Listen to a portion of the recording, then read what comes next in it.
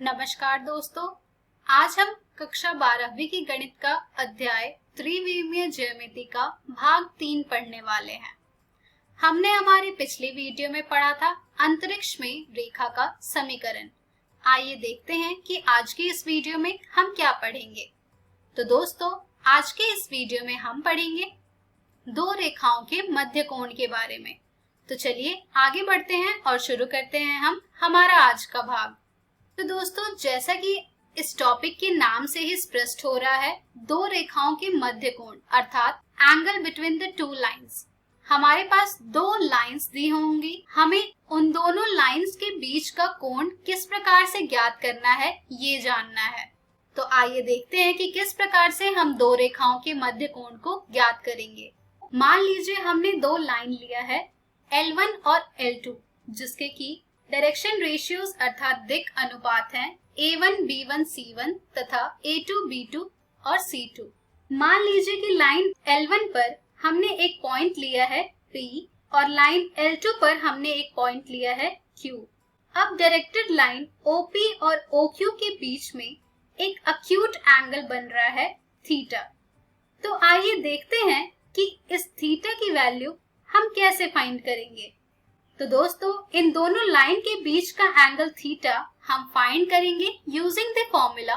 cos theta is equals to mod a1 a2 plus b1 b2 plus c1 c2 upon under root a1 square plus b1 square plus c1 square multiplied by under root a2 square plus b2 square plus c2 square, जहां से आपको theta की value मिल जाएगी cos inverse mod a1 a2 plus b1 b2 plus c1 c2 upon under root a1 square plus b1 square plus c1 square multiplied by under root a2 square plus b2 square plus c2 square. अब अगर हमारे पास direction ratio की जगह पर direction cosines दिया हुआ होगा, तो उस केस में हम लाइंस के बीच का कोण कैसे ज्ञात करेंगे, आइए देखते हैं। मान लीजिए कि हमारे जो दो लाइंस है उनके डायरेक्शन कोसाइंस हमें दिए गए हैं, जो कि है L1 M1 और N1। साथ ही दूसरी लाइन का हमें डायरेक्शन कोसाइन दिया गया है L2 M2 और N2। तो इसका हम एंगल इन दोनों लाइंस के बीच का कैसे फाइंड करेंगे। तो ऐसे केस में हम इन दोनों लाइंस के बीच का एंगल फाइंड करेंगे using the formula cos theta is equals to mod a1 a2 plus b1 b2 plus c1 c2 upon under root a1 square plus b1 square plus c1 square multiplied by a2 square plus b2 square plus c2 square. यहाँ पर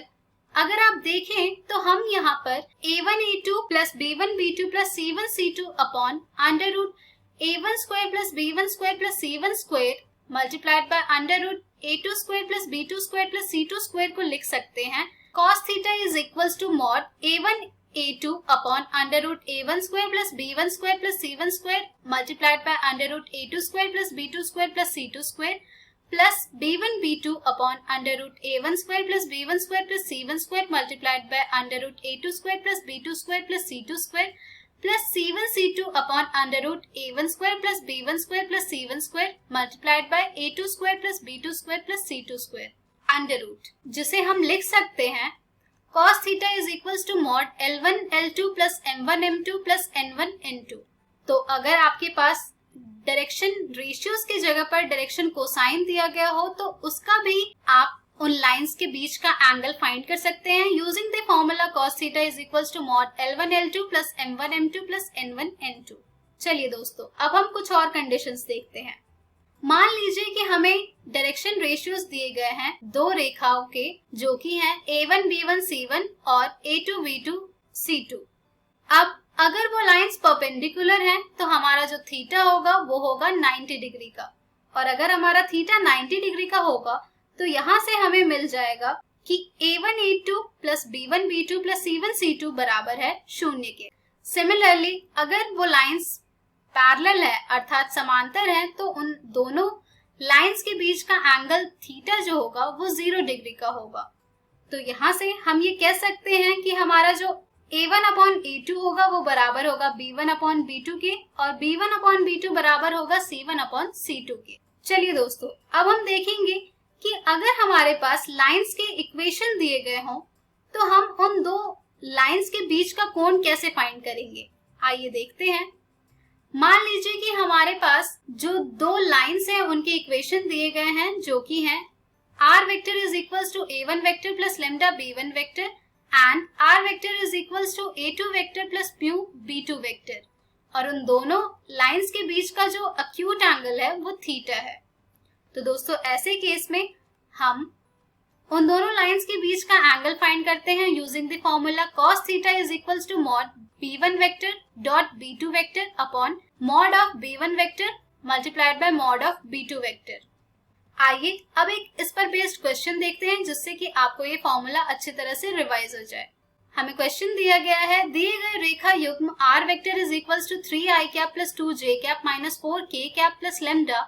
multiplied by i cap plus 2j cap plus 2k cap और r vector is equals to 5i cap minus 2j cap plus lambda multiplied by 3i cap plus 2j cap plus 6k cap के मध्य कोण ज्ञात कीजिए। यानी कि यहाँ पर हमें लाइंस के इक्वेशन दिए गए हैं और हमें उन दोनों लाइंस के बीच का कोण ज्ञात करना है। तो ये हम ज्ञात करेंगे using the formula cos theta is equals to mod b1 vector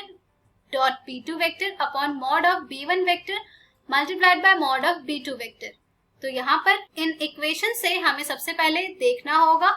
b1 vector और b2 वेक्टर। तो दोस्तों यहाँ से हमें मिल रहा है b1 vector is equals to i cap plus 2j cap plus 2k cap and b2 vector मिल रहा है हमें 3i cap plus 2j cap plus 6k cap, और इन दोनों लाइंस के बीच का जो अक्यूट एंगल है वो थीटा है। तो यहाँ पर हमें थीटा की वैल्यू मिलेगी using the formula cos theta is equals to mod b1 vector dot b2 vector upon mod of b1 vector multiplied by mod of b2 vector. जब हम यहाँ पर इन सब की वैल्यू सब्स्टिट्यूट करेंगे तो हमें मिल जाएगा cos theta is equals to mod i cap plus 2j cap plus 2k cap dot 3i cap plus 2j cap plus 6k cap upon under root 1 square plus 2 square plus 2 square multiplied by under root 3 square plus 2 square plus 6 square. जिसे हम further solve करेंगे तो यहाँ से हमें मिल जाएगा cos theta is equals to i cap plus 2j cap plus 2k cap dot 3i cap plus 2j cap plus 6k cap upon under root 1 plus 4 multiplied by under root 9 plus 4 plus 36। जिसे हम further solve करेंगे तो यहाँ से हमें cos theta की value मिल जाएगी mod of 3 plus 4 plus 12 upon under root 9 multiplied by under root 49। जिसे हम फर्दर सॉल्व करेंगे तो यहाँ से हमें cos थीटा की वैल्यू मिल जाएगी 19 अपॉन 21, यानी कि यहाँ से हमें थीटा की वैल्यू मिल रही है cos इनवर्स 19 अपॉन 21। तो दोस्तों देखा आपने कि अगर हमारे पास लाइंस की इक्वेशन दी गई हो तो उससे भी हम उन दोनों लाइंस के बीच का एंगल फाइंड कर सकते हैं using the formula cos theta is equals to mod of b1 vector dot b2 vector upon mod of b1 vector multiplied by mod of b2 vector. चलिए दोस्तों अब हम एक और केस देखेंगे, जिसमें कि अगर हमारे पास लाइंस के कार्टेशियन फॉर्म दिए गए हों तो उससे हम लाइंस के बीच का एंगल कैसे फाइंड करेंगे। अगर उनके डायरेक्शन रेशियोज हमें दी गए हों जो कि होंगे a1 b1 c1 और a2 b2 और c2,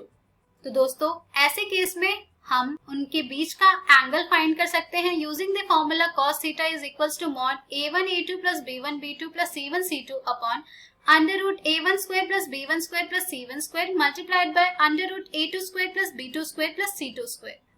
चलिए इस पर बेस्ड एक क्वेश्चन देखते हैं, जिससे कि आपको ये फॉर्मूला रिवाइज हो जाए कि किस तरह हम Cartesian form of equation of a line से उन दोनों लाइंस के बीच का एंगल फाइंड करते हैं। तो दोस्तों हमारा एग्जाम्पल है रेखा युग्म x plus 3 upon 3 is equals to y minus 1 upon 5 is equals to z plus 3 upon 4 और x plus 1 upon 1 is equals to y minus 4 upon 1 is equals to z minus 5 upon 2 के मध्य कोण ज्ञात कीजिए। तो दोस्तों यहाँ पर हमारे जो लाइंस हैं उनके डायरेक्शन रेशियोज हैं 3, 5, 4 एंड 1, 1, 2। तो दोस्तों इन दोनों के बीच का कोण यानी कि थीटा हम फाइंड करेंगे using the formula cos theta is equals to mod a1 a2 plus b1 b2 plus c1 c2 upon under root a1 square plus b1 square plus c1 square multiplied by under root a2 square plus b2 square plus c2 square. यहाँ पर जब हम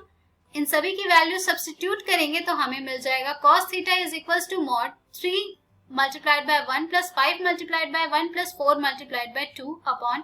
under root 3 square plus 5 square plus 4 square multiplied by under root 1 square plus 1 square plus 2 square, जिसे हम further solve करेंगे तो यहाँ से हमें cos थीटा की वैल्यू मिल जाएगी mod of 16 upon under root 50 multiplied by under root 6, जिसे हम और सॉल्व करेंगे तो हमें मिल जाएगा mod of 16 upon 5 multiplied by under root 2 multiplied by under root 6, जहां से हमें cos थीटा की वैल्यू मिल जाएगी 8 multiplied by under root 3 upon 15,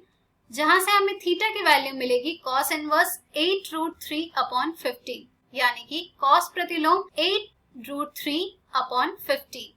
तो दोस्तों देखा आपने कि अगर हमारे पास लाइंस के कार्टेशियन फॉर्म भी दिए गए हों तो उससे भी हम उन दोनों लाइंस के बीच का कोण ज्ञात कर सकते हैं using the formula cos theta is equals to mod a1 a2 plus b1 b2 plus c1 c2 upon under root a1 square plus b1 square plus c1 square multiplied by under root a2 square plus b2 square plus c2 square. तो दोस्तों इसी के साथ हमारे आज की video समाप्त होती है। आज के वीडियो में आपने जो भी सीखा है इस पर आधारित और भी प्रश्न आपको आपकी एनसीईआरटी पुस्तक में मिल जाएंगे, जिन्हें आप जरूर हल कीजिएगा। तो दोस्तों आज के इस वीडियो में हमने सीखा दो रेखाओं के मध्य कोण के बारे में। हम हमारी अगली वीडियो में जानेंगे दो रेखाओं के मध्य न्यूनतम दूरी के बारे में। धन्यवाद।